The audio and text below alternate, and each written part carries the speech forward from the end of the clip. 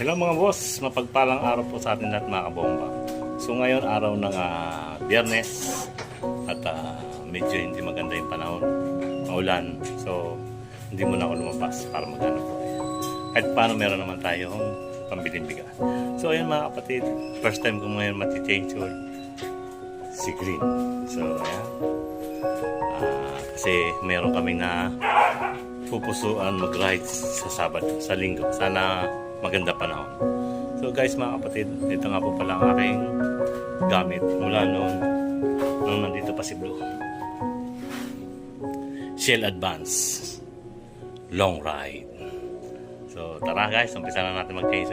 So nga pala mga kapatid, mga kabomba, medyo nag-iisip ako dun sa filter niya kasi hindi ko sigurado kung parehas ng kay Blue. 806 siya. So ngayon, may wala akong pantanggal. Nag-order muna ako sa Lazada. 2 days pa bago dumating. So nakapag-change na ako. Kaya lang hindi ko napalitan yung filter. So ngayon, dumating yung pantanggal ko. At ito na nga yun, nasa Lazada. Tara, check natin. Ayan. Ito yung pantanggal na. So saktong-sakto ba na talaga ito mga kabomba? Tara, sukatin natin. So ayan mga kabomba, talagang sukat na sukat siya. Para dito talaga siya.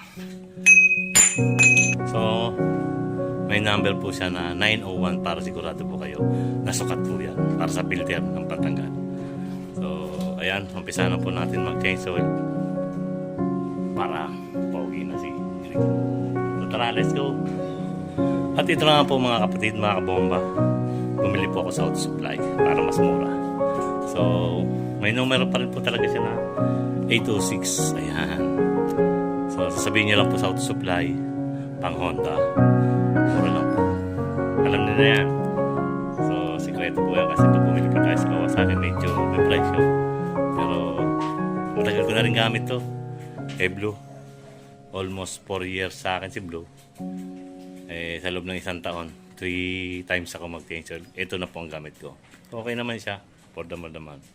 So tara, umpisa na natin ikabit ko ito para makapagbomba na. Let's go! So ayan guys mga kabomba, ito nga po pala yung filter na binili ko, 826. So bubuksan na natin para malagyan natin ng langis. So ganito lang po yan mga kapatid, mga kabomba. Simple lang. Kasi may laman na yung makina natin, so kailangan natin malagyan din yung filter. Sakto lang. Siyempre lalagyan natin ng langis yung mga gilid niya. Yan, para pagpasok natin doon, ay lapat na lapat siya. Lagyan natin ng konti. Iyon. So, sasalpa ko na mga kabomba ha. Dalaman po kayo.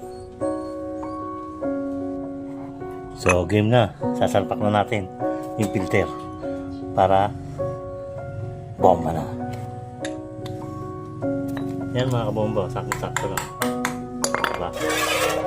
So, higpitan na natin para kailangan yung tama lang. Yun. Sakto lang na, para swabe lang. Swabe lang tayo. Mahirap na. So, okay na yan.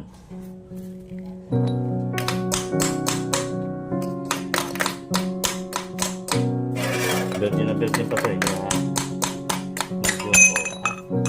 So ayan, tapos na, nakabit na natin yung filter mga kapatid, mga kabomba. So check na natin yung bomba.